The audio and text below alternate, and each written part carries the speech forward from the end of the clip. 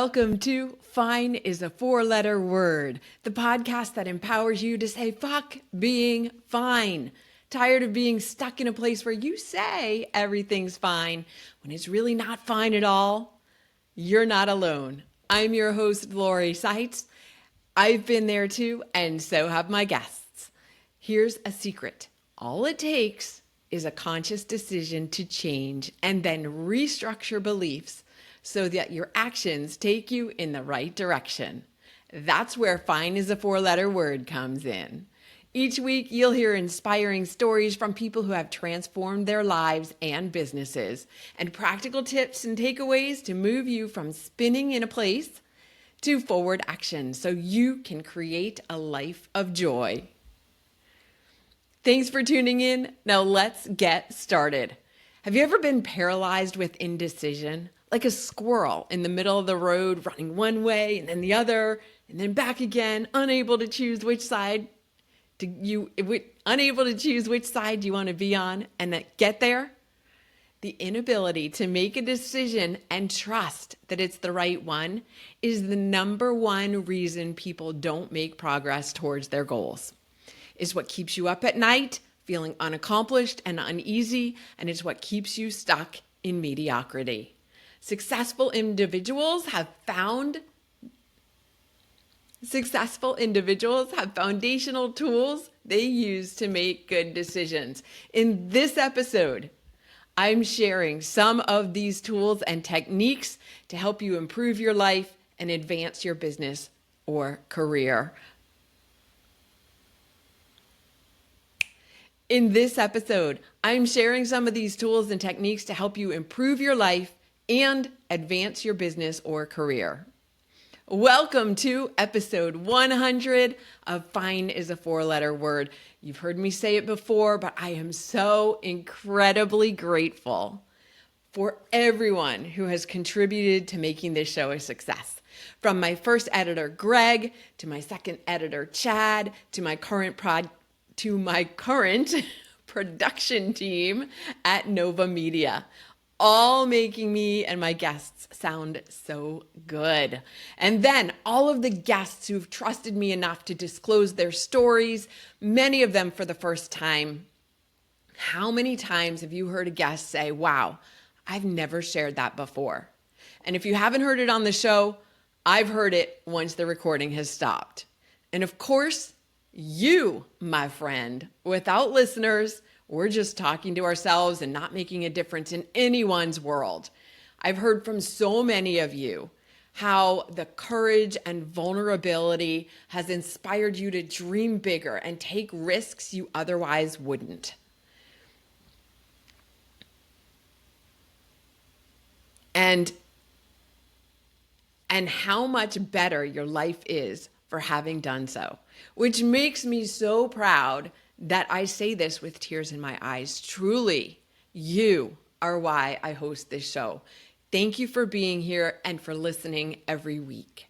So grab a cupcake or the treat of your choice and celebrate this milestone with me. And while you're doing that, please leave a review on Apple Podcasts or your favorite platform. It feeds my ego. No, I'm kidding. Oh my gosh, I'm kidding. Sort of. No, really, it really does help others find the show. One or two sentences about what you like is much appreciated. Now, let's get into it. There are 3 key steps to making quote unquote good decisions. Number 1, figure out your values. Number 2, know what you ultimately want to accomplish. Get some clarity around that. And number 3, get quiet enough to hear your own inner truth. I delivered a presentation at the 2022 Badass Business Summit on this topic. My walk-up song was Bon Jovi's It's My Life, which I will put a link to in the show notes. We'll count that as the hype song for this show, right? Okay. Why did I choose that song? Because a couple of reasons. One, because I was acknowledging publicly, maybe for the first time, yeah, I grew up in New Jersey, all right? I've been hiding, I've been kind of ashamed of that because I think a lot of times people think people from New Jersey are mean, or they think of like that show, oh my gosh, what's the show I'm thinking of from MTV? Like they leave down the shore. Those people were not even from New Jersey. Okay. Can we clarify that right now? No. But seriously, people from New Jersey can be direct and harsh and sometimes seen as aggressive. And I don't know, there's a lot of characteristics that I didn't necessarily want to have associated with me. So I just wouldn't tell people that I grew up there, but I did. In all fairness, though, I got out as soon as I could. All right, enough about New Jersey. But I chose Bon Jovi's song "It's My Life" because we all it's my life.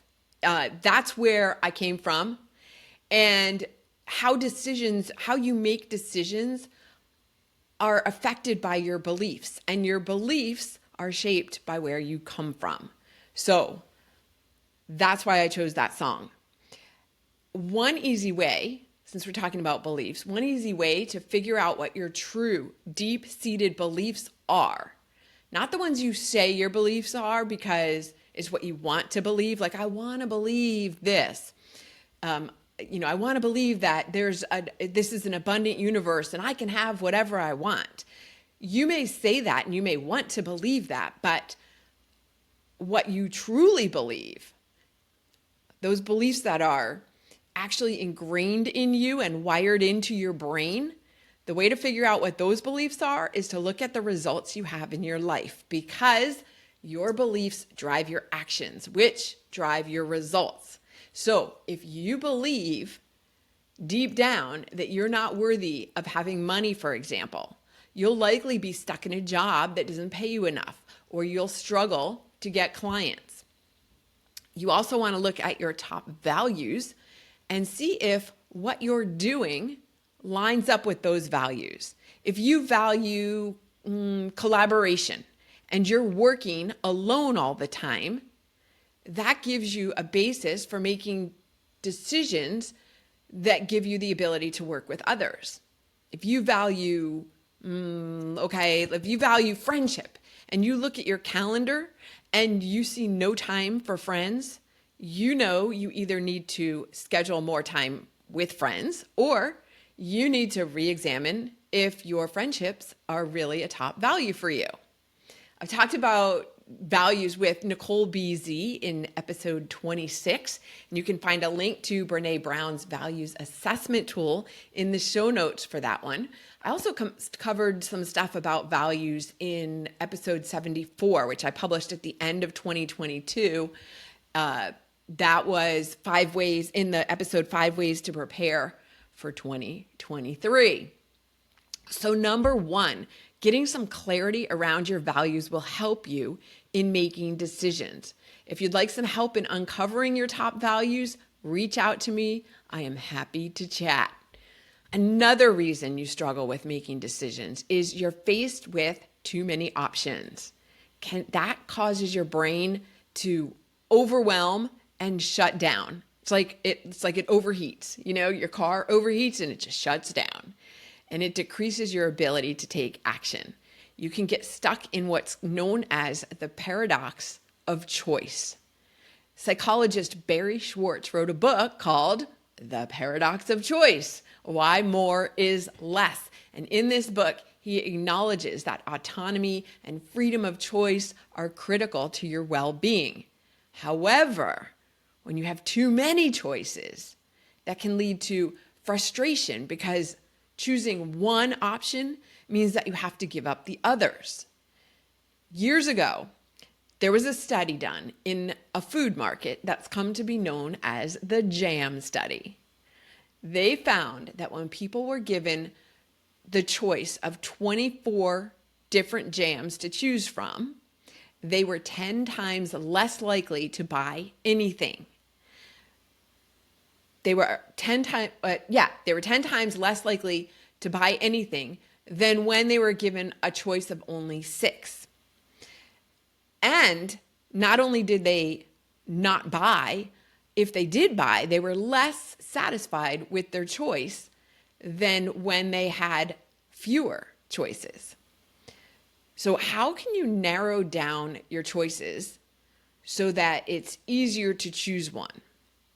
Because again, when you've got too many choices, your brain just like short circuits and you walk away and don't make a choice at all. Which reminds me of that Rush song.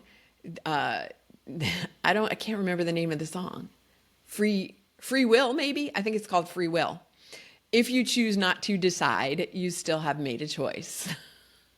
All right. So, but you're not consciously, you're letting choice then just fall to circumstances, and you're not taking control of that choice.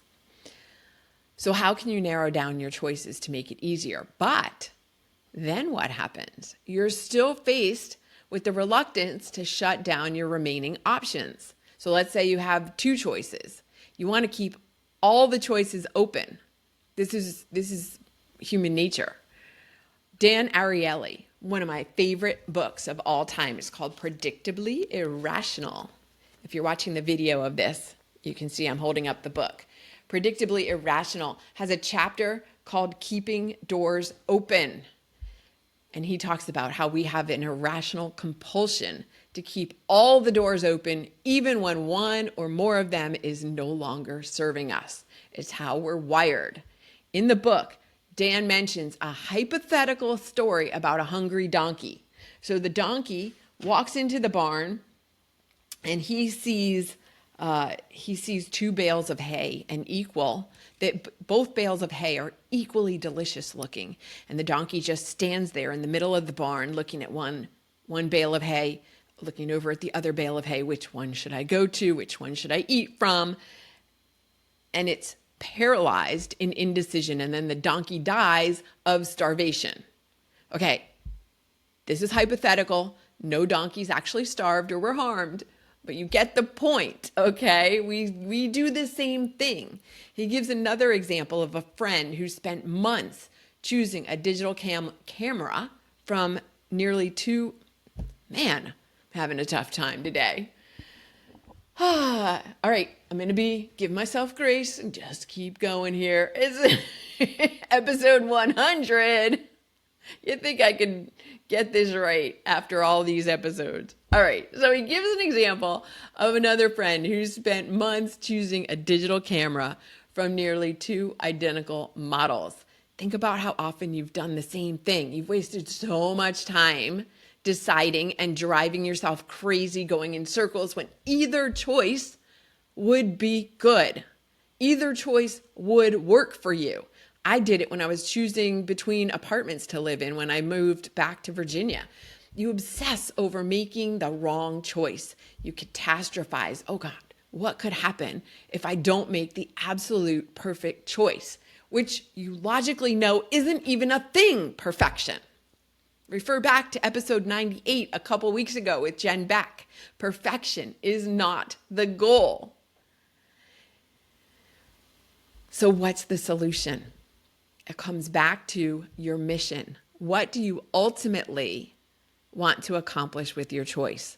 When I say mission, it doesn't have to be some grand and elaborate meaning of life kind of thing. Like for my apartment choice, ultimately, what I wanted was a nice place to live that was safe and comfortable in an area fairly close to the city. Either of the places would suffice, and I would have been happy in either one of them. It didn't matter which one. I could have saved myself some agonizing by picking one and moving on and spending time with the friends that I was in town to visit. You can do the same for any of the decisions you're facing right now. Write down a list of pluses and minuses for each choice and then compare them. If there aren't any clear factors to make you lean more strongly in one direction or the other, flip a coin. All right, listen up, because this exercise, I presented this at the Badass Business Summit, and to this day, I still have people coming up to me and saying, I still use this decision-making tool, and I will probably use it for the rest of my life. So here's what it is. Get a decision in your head. Do it right now, okay? Get a coin.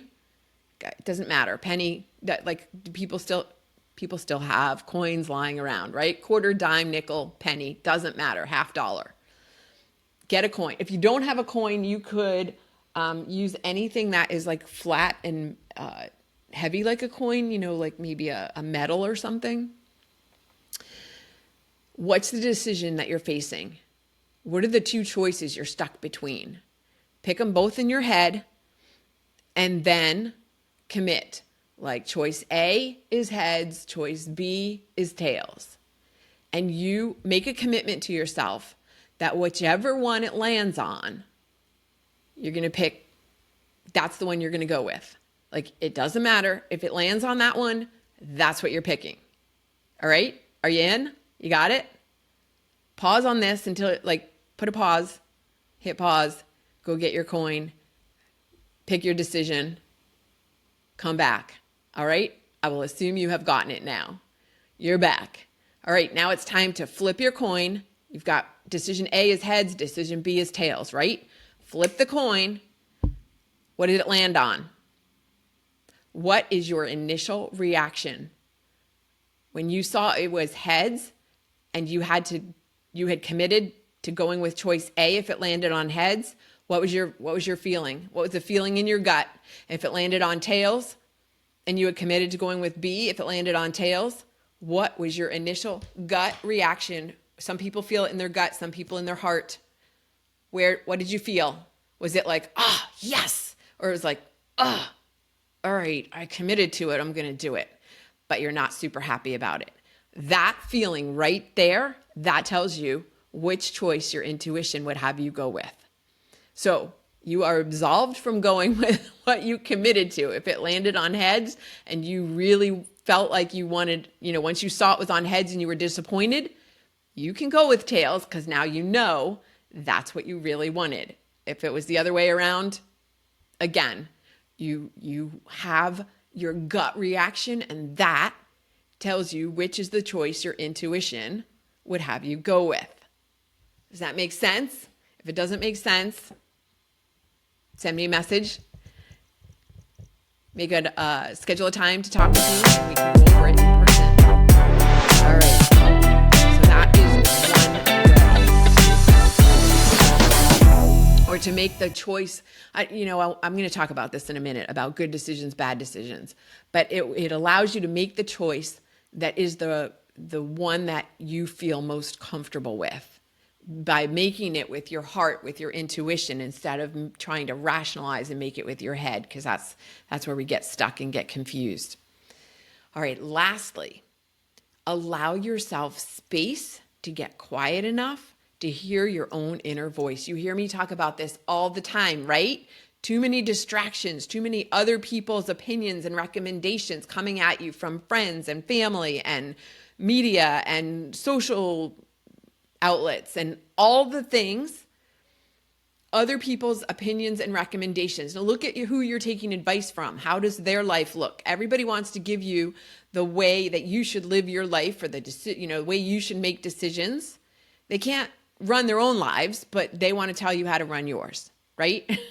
No, this is not to say that you can't gather input from others. And then when it comes time to make the actual decision, tune in to your own inner voice, because you are the only one who can hear that inner truth. You are the only one who knows what is ultimately right for you. What other people think at the end does not matter. They don't live in your mind. They don't live in your skin. You do. Listen to your intuition. Meditation is the best way I know to hear that inner voice. There are a million different ways to meditate, which in my book is simply another way for making space to listen to your intuition. Meditation is, everybody has their ideas about what meditation is, and there are other episodes where you can hear me talk about the myths and misconceptions around what meditation is. But it's ultimately making space to listen to your intuition, getting quiet enough to hear what your heart or your gut is telling you is right for you. That inner voice that never steers you wrong. It's when you don't listen or when you override it that things tend to go sideways. I mentioned earlier too about those beliefs that were wired into your brain when you were younger that drive your actions and ultimately your outcomes. Meditation can also help you rewire those beliefs so you can get the results you prefer to have. When you have the habit of meditating and you are open to listening and following your inner truth, you'll notice more coincidences, more synchronicities start showing up in your life, more confirmation of the quote unquote right direction to go. And when I say the right direction, I mean the direction that contributes to your happiness, your joy, your fulfillment. Know that in the end, there are no good decisions and bad decisions or wrong decisions. Whatever decision you make is the right one. Listen to that again. Whatever decision you make is the right one. Every choice you make serves the purpose it is supposed to in your life journey. If it doesn't turn out how you expected or would have liked it, you choose again. Release yourself from the guilt and shame. Stop beating yourself up for past decisions. I follow this guy on Instagram. His name is Peter Crone. He's known as the Mind Architect, and he has a quote: "What happened, happened, and couldn't have happened any other way because it didn't." Did you get that? What happened, happened, and couldn't have happened any other way because it didn't. Yeah. Use those past experiences as a basis for making future decisions. There are ultimately only two decisions that are not changeable. What do you think they are? All right, I won't make you wait too long. The two decisions. One is having children. Yes, you could choose to have them and then choose to give them up for adoption or let somebody else raise them. You can't stuff them back in though and make them not exist. So you got that one. And I thought that was the only one until I was talking to a friend, and I don't remember who it was, but I wish I could give her credit for this. And she said, yeah, also murder. Yes, true. Also murder, not reversible. So I will assume that none of you who are listening are going in that direction. But yeah, so those are the only two that you can't change. Once you make a decision, any other decision, and it doesn't work out how you would have liked or doesn't go the way you expected, you make a different choice. If you choose to live in an apartment and you find out that that's not the best, that wasn't the best apartment choice, you can choose to move. You can break your lease. You can stay to the end of the lease. There is always another option. Maybe, you hear people saying, well, I can't do that. What they're saying is, I don't want to. I choose not to. There are always choices. They may not be ones you would want to take, or they may not seem practical to you at the moment. There are always choices. And the question I would come back to then is, how can I, or what needs to happen for me to be able to? You may have heard me also talking about the how is not our domain. So maybe it's not, the question isn't how can I, because that's the domain of the universe or God or higher power or whatever. But what needs to happen? What can I do to accomplish this goal? What choice can I make? Who can I talk to? Who can help me do whatever it is? Who and what are great questions to be asking when you're searching for a choice or searching for an answer to what decision to make. Life is an experiment. It's made up of a whole bunch of experiences. When you boil it all down, that's all it is. It is an experiment.